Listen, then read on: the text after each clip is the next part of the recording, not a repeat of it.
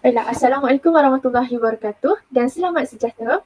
Kami daripada kumpulan dari unit B1 yang terdiri daripada Nur Hanina binti Abdul Rashid, Syafiqah binti Syamsuddin dan saya sendiri, Nur Asna Akilah binti Abdul Malik akan membentangkan tugasan 3 IDUP 3053 bagi khusus teknologi dalam pengajaran dan pembelajaran.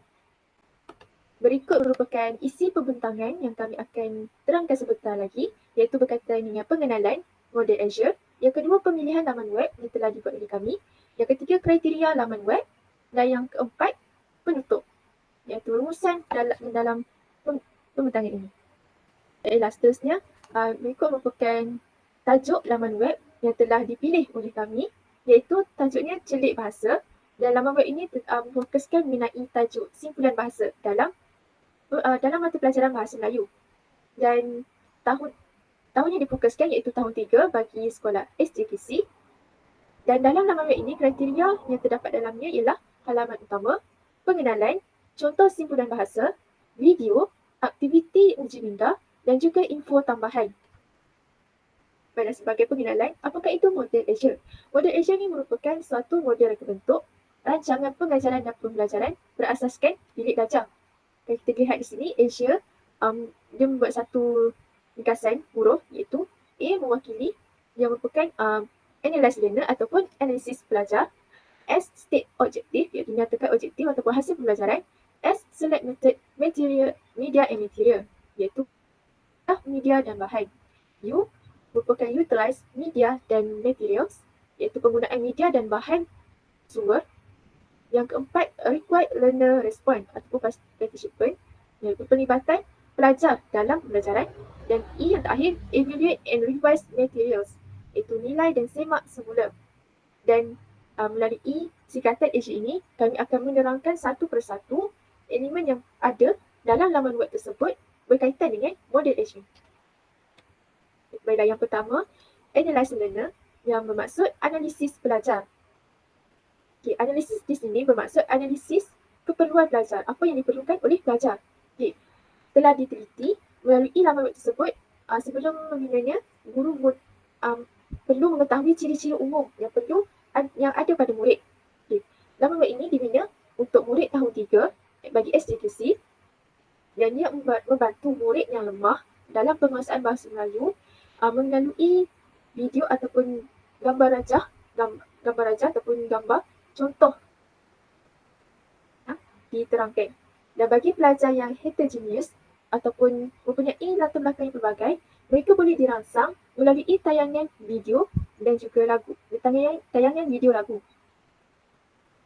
Dan yang kedua iaitu pengetahuan sedia ada. Yang pengetahuan sedia ada ni yang telah diketahui ataupun dialami oleh pelajar sebelum berlakunya pembelajaran tersebut. Okay. Murid telah belajar pembendaharaan bahasa Melayu. Jadi mereka telah dibedahkan dengan subjek bahasa Melayu sebelum ini. Dan murid telah diperkenalkan oleh guru mengenai tajuk simpulan bahasa sebelum ini. Jadi mungkin sebelum ini murid tidak memahami dengan secara mendalam. Tapi selepas meneroka laman web ini, murid telah dibedahkan secara lebih rinci mengenai simpulan bahasa. Dan murid dapat mengakses internet ataupun menggunakan teknologi. Dan seperti yang kita tahu sekarang zaman teknologi, jadi murid-murid perlu dibedahkan ataupun memang satu keperluan kepada murid untuk menggunakan teknologi. Dan yang ketiga iaitu gaya pembelajaran murid. Setiap murid mempunyai gaya pembelajaran yang berbeza. Jadi murid yang mempunyai pelbagai gaya pembelajaran ini, mereka boleh menerokai laman web tersebut untuk memperoleh maklumat. Untuk dapat mengakses sendiri secara sendiri laman web tersebut dan mereka dapat mengetahui dengan lebih dalam. Seterusnya, pembelajaran dapat dilaksanakan secara maya dan hanya menggunakan internet melalui telefon ataupun laptop. Mereka dapat mengakses laman web ini. Dan bagi murid visual, pembelajaran ditunjukkan melalui peta minda contoh simpulan bahasa. Seperti yang kita tahu, murid visual mereka perlukan gambaran. Jadi contoh-contoh yang telah diberi dalam laman web tersebut telah diberi contoh dan juga gambar situasi yang menerangkan maksud simpulan bahasa tersebut. Jadi murid akan lebih faham apa maksud simpulan bahasa yang dinyatakan. Dan untuk murid auditif ataupun auditori, mereka disediakan audio penerangan dan juga lagu. Jadi hal ini membantu mereka untuk memahami tajuk ini melalui pendengaran mereka. Baiklah, ini merupakan aspek yang telah dapat dalam laman web tersebut, iaitu gambar, video lagu dan juga audio. Dan ini membantu murid auditori dan juga visual untuk memahami dengan lebih baik. Dan seterusnya, state objektif, menyatakan objektif ataupun hasil pembelajaran. Bagi objektif laman web terpilih di laman web ini ialah yang pertama, pada alat pembelajaran ini murid dapat memahami dan mengenal pasti maksud simpulan bahasa dengan betul, menggunakan simpulan bahasa mengikut konteks dengan betul. Dan berikut merupakan objektif yang terdapat dalam laman web ini. Okey, baik.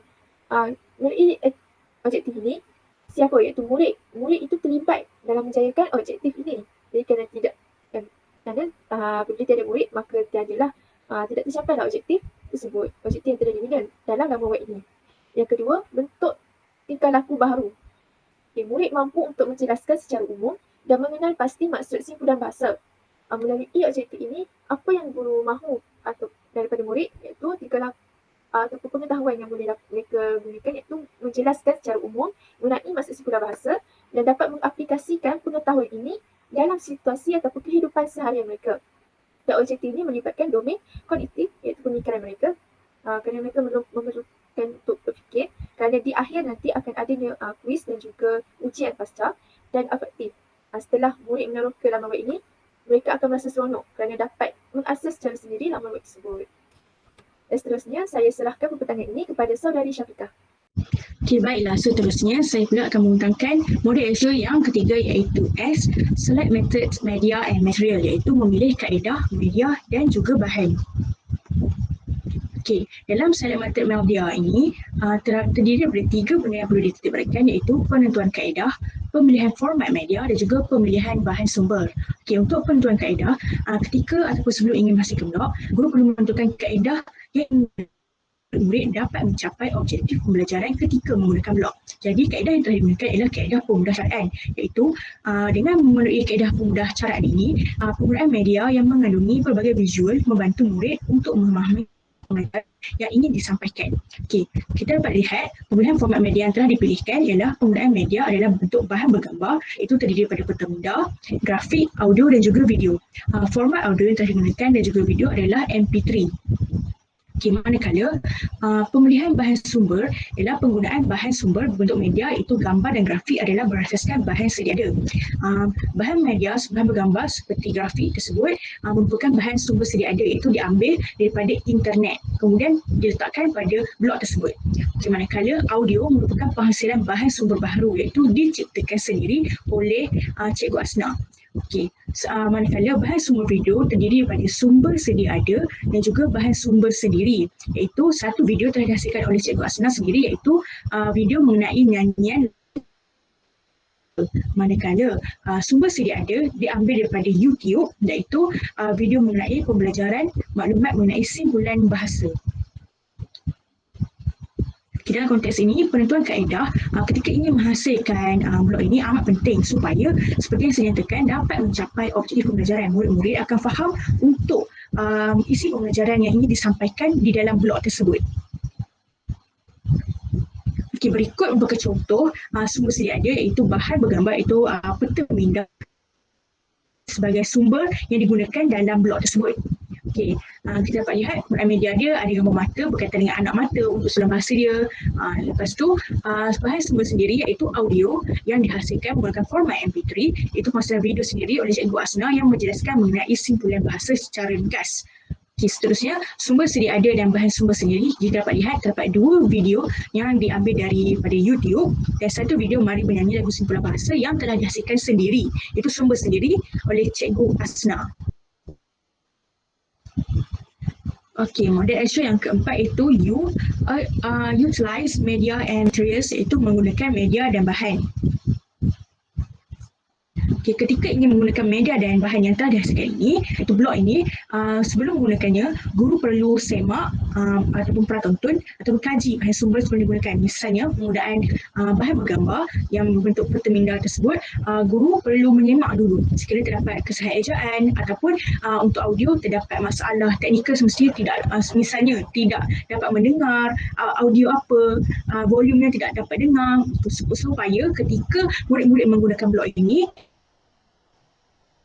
Seterusnya, sediakan bahan untuk penggunaan dalam kelas. Sekiranya blog ini dipaparkan ketika sesi PDP dalam kelas, guru perlu menyediakan bahan yang sesuai, misalnya LCD, projector, komputer reader, volume untuk mendengar audio, supaya murid-murid dapat belajar dalam keadaan yang selesa dan mereka dapat apa isi yang ingin disampaikan di dalam blog tersebut.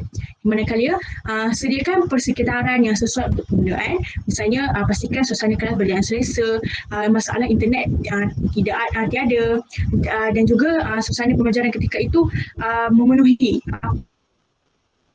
pelajaran supaya murid-murid selesa. Seterusnya, sediakan murid untuk mendapat manfaat daripada bahan sumber. Okay, misalnya, pastikan murid dapat manfaat. Bahan sumber yang telah dipilih, pastikan mempunyai manfaat. Misalnya, murid dapat faham mengenai sumber yang telah dipilih ketika mereka menggunakan blog tersebut. Misalnya, bahan bergambar, peta minda itu dapat memberikan manfaat kepada murid-murid dan murid-murid dapat memahami apa yang ingin disampaikan oleh bahan sumber tersebut. Seterusnya, sediakan pengalaman pembelajaran bagi murid. Okay, untuk sediakan pengalaman pembelajaran bagi murid ini, teknik yang amat penting supaya murid dapat menimbul pengalaman berdasarkan penggunaan blog ini di dalam pembelajaran mereka, bukan tertumpu pada pengalaman menggunakan buku tulis sahaja ataupun video semata-mata. Bahkan penggunaan blog ketika PDP amat memberikan kesan yang mendalam. Misalnya dengan penggunaan blog, objektif pembelajaran juga boleh tercapai.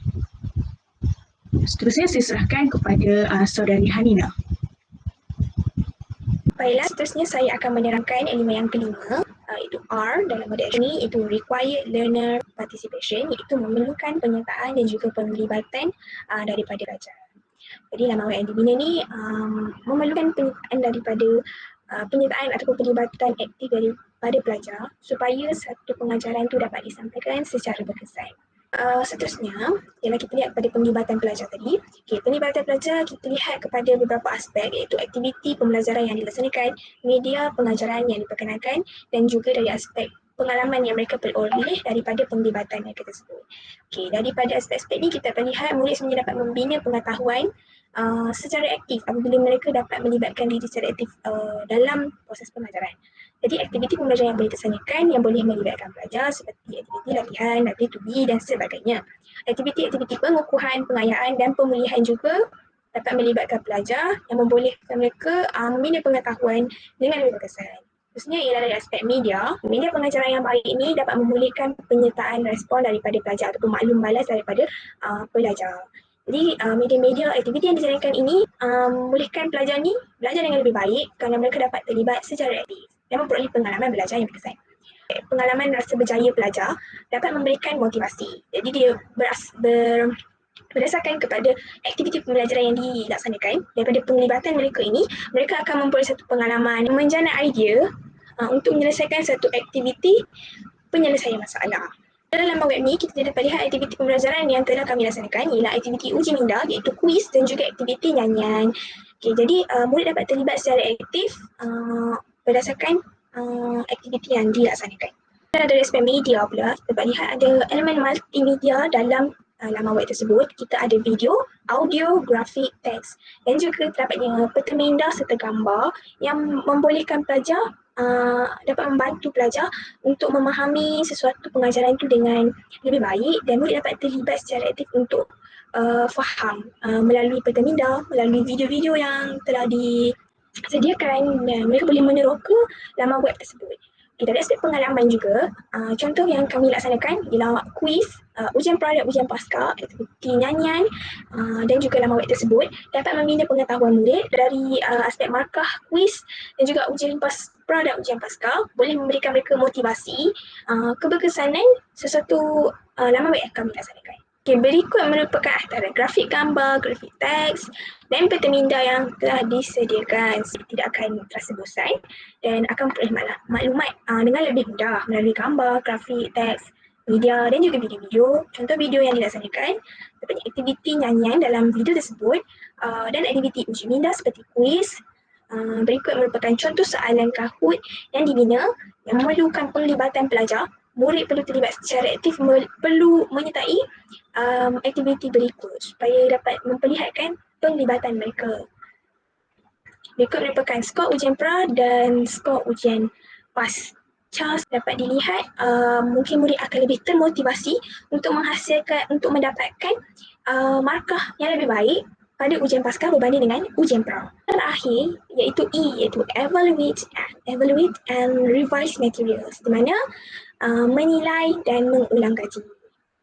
Guru perlu menilai dan menyemak semula beberapa aspek berikut untuk memastikan satu pengajaran itu berkesan. Penilaian dan penyemakan ini dilaksanakan terhadap prestasi pelajar, keberkesanan media dan juga proses pengajaran dan pembelajaran. Prestasi pelajar kita dapat lihat guru boleh menyediakan rubrik pencapaian murid berdasarkan objektif yang telah dinyatakan. Khususnya dari aspek keberkesanan media,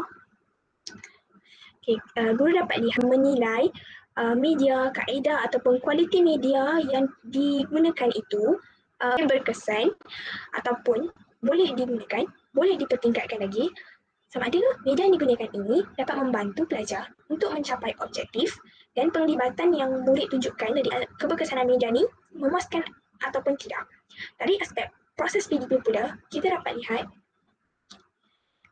PDP yang dilaksanakan ini sebenarnya dapat membuatkan pembelajaran aktif pelajar, dapat sokong pemikiran yang tinggi, dapat sampaikan kandungan pengajaran dan pembelajaran ini secara mendalam dan juga sama ada penyampaian kandungan itu mencapai objektif yang dilaksanakan serta unsur-unsur nilai murni yang diterapkan secara langsung ataupun tidak langsung dalam nama web tersebut. Kita boleh katakan penilaian ini juga adalah di mana guru membuat refleksi dan proses perkembangan nilai terhadap laman web yang disediakan.